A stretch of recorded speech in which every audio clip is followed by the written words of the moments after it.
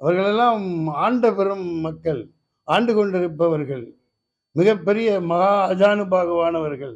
நாங்கள் எளிமையானவர்கள். எளிமையான ஏழைவாளிகளின் குரலாக பாராளுமன்றத்திலே சென்று எங்களுடைய புகழையும் உரிமைகளையும் நிலைநாட்டுவோம்.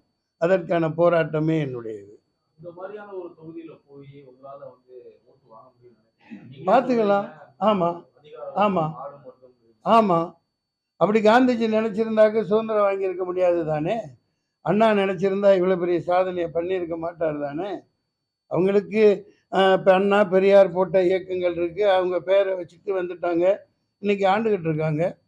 நான் அதை உடைச்சி நாளைக்கு சொல்லுவேன். மக்கள்கிட்ட எடுத்து இயம்புவேன் இல்லையா. மிகப்பெரிய ஆபத்தான ஒரு இதில் இருக்கு. நீங்க இவ்வளவு விவரமா என்ன கேள்வி கேட்குறவங்க இந்த ஓட்டு மெஷினை வந்து ஒலி இதை கொண்டு வராதுன்னு ஏன் யாருமே சொல்ல மாட்டேங்கிறீங்க? யாருமே ஏன் வாய் திறக்க மாட்டேங்கிறீங்க?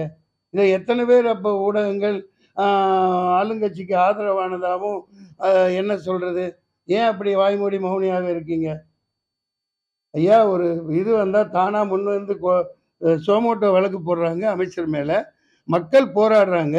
தொடர்ந்து அந்த மெஷினை வச்சு ஏமாத்து ஆட்சியில் உட்கார்ந்து இருக்கிறவன் 1ஆம் நம்பர் ஏமாத்துக்காரன், 1ஆம் நம்பர் அயோக்கியன். உண்மைதானே? நீங்கள் மக்கள் ஒன்றும் இல்லைவா பேப்பரில் நடத்து, நாளைக்கே நடத்தி பாரு. அப்போ இவ்வளோ அடக்குமுறைகள் இருக்குமா? ஒவ்வொருத்தன் காலில் விழுந்து கெஞ்சி கும்பிட்டு ஓட்டு கேட்பீங்கல்ல, ஒரு காலில் விழுவீங்கல்ல. இல்லை அப்போ ஏன் எல்லாம் வாய் முடிக்கிறீங்க? நீங்கள் இன்றும் நான் கேட்கிறேன், இன்னைக்கு வரைக்கும் போராடிட்டு தான் இருக்கேன்.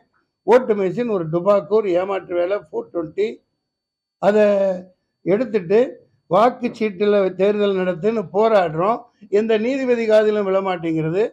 இவர் சொன்னார் என்னோட சாதனை என்னன்னு. 4 வருஷம் முன்னாடி 5 லட்ச ரூபா செலவழித்து பல தடவை ஃப்ளைட்டுக்கு போயிட்டு வந்து டெல்லியில் நான் 14% அப்பியர் ஆகி ஆஜரானேன். இந்த ஓட்டு மெஷினை ஒழுங்கன்ட்டு. இங்கே போறான்னு நீ அங்கே போனாங்க, அங்கே போனேன், தொடர்ந்து போனேன்.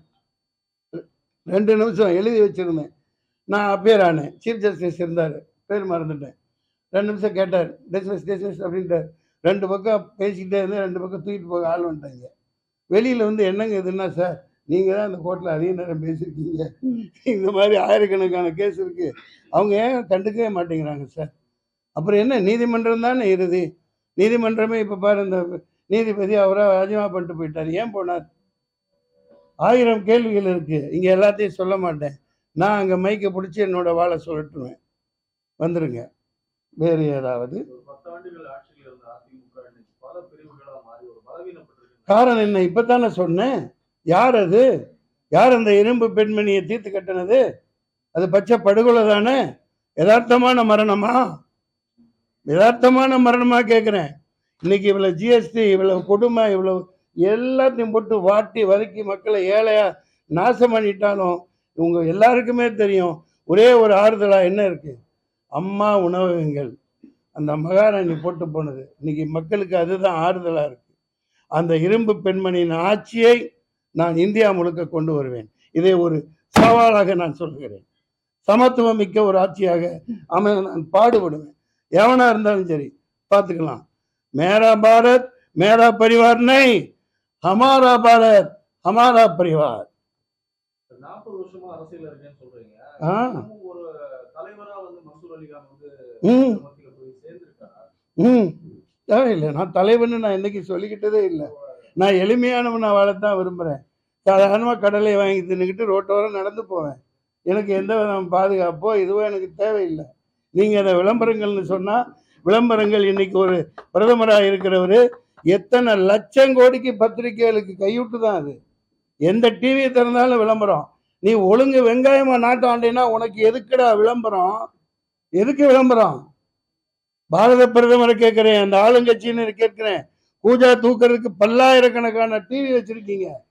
எவன் அப்ப முட்டு காசு? எவங்க அப்ப முட்டு காசு? எதுக்கு இந்த விளம்பரம் பண்றீங்க? நீ ஒழுங்கு வெங்காயமா ஆட்சி ஆண்டாக்க அங்க இருந்து ஓட்டு போடுங்கன்னா போட போறாங்க. காகிதம் இல்லை படுத்துக்கிட்டு கேரளாவில் எம்பியா ஜெயிக்கலையா? பசும்பன் முத்துராமலிங்க ஜெயிக்கலையா? எம்ஜிஆர் ஜெயிக்கலையா? வாருங்கள் ஐயா, இங்க உட்காருங்க. செல்லப்பாண்டியன் அவர்களே, செல்லப்பாண்டியன் எனது கொள்கை பரப்பின் மாவீரர்.